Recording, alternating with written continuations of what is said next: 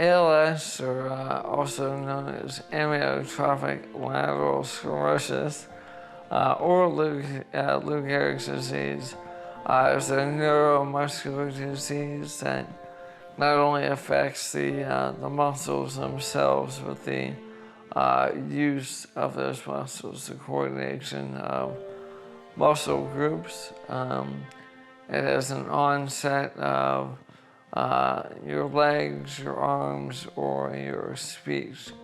There is really no definitive, defined, this is the way it always starts and this is how fast it always goes.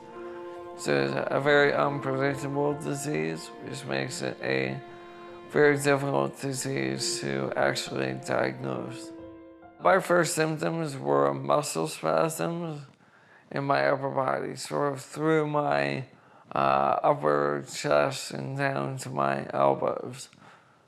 No pain, but just these constant, intense muscle spasms.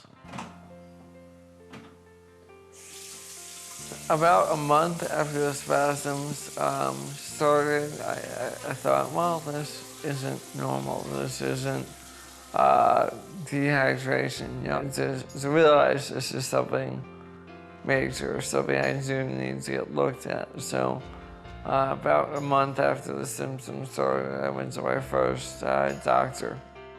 From the first symptom to the final diagnosis was about 18 months. I could tell there was something wrong. I don't know that others around me at that point, unless you were really closely watching the way I was doing things, knew something was wrong. The day I was diagnosed, we were at Northwestern at their clinic, ALS clinic. And, it was a long day. We were there for about 4 or 5 hours. The doctor was the final person to come into the room. Very long-winded guy, very nice guy, but really was just talking around it. And you can imagine 5 hours into a doctor's appointment when you really have one question you want answered. It was pretty frustrating. It got to the point where my mom just sort of cut the guy off in mid-sentence and said, "Do you think it's ALS?" And he said, "Oh, yeah, you know, that's why you're here." So typically when or someone with ALS tells someone they have ALS, you get one of two reactions. And one is sort of this, a head nod. Really sorry to hear about that. And it's usually followed with, well, you know, my aunt had breast cancer and she's doing wonderful now.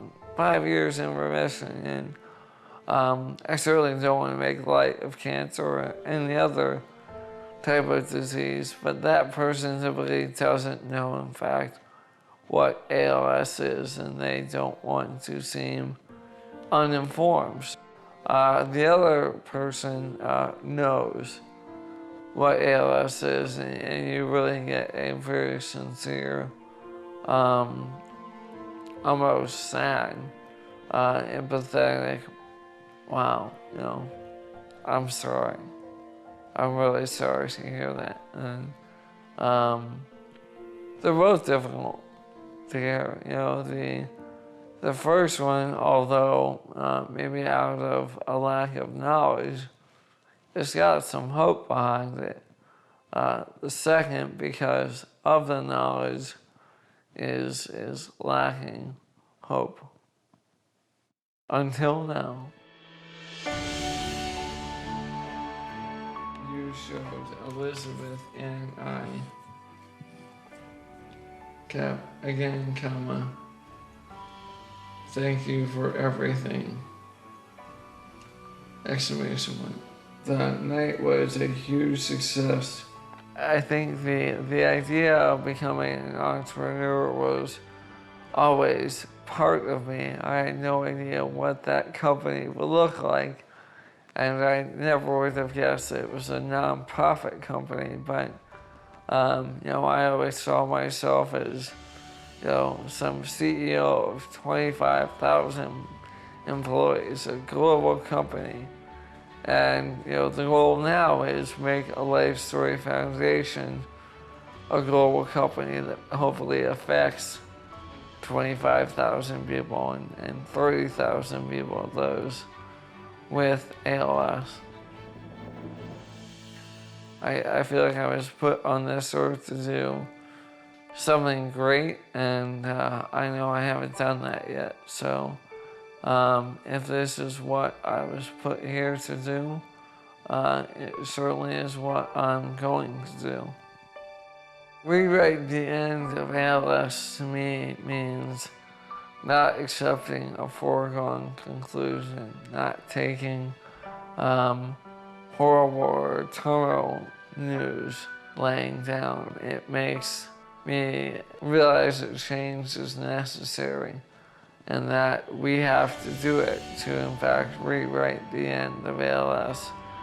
As we all know, the end of ALS right now is death.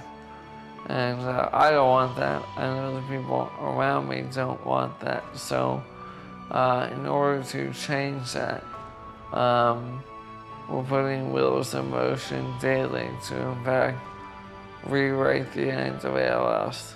The disease is ugly and horrific as ALS needs to be known.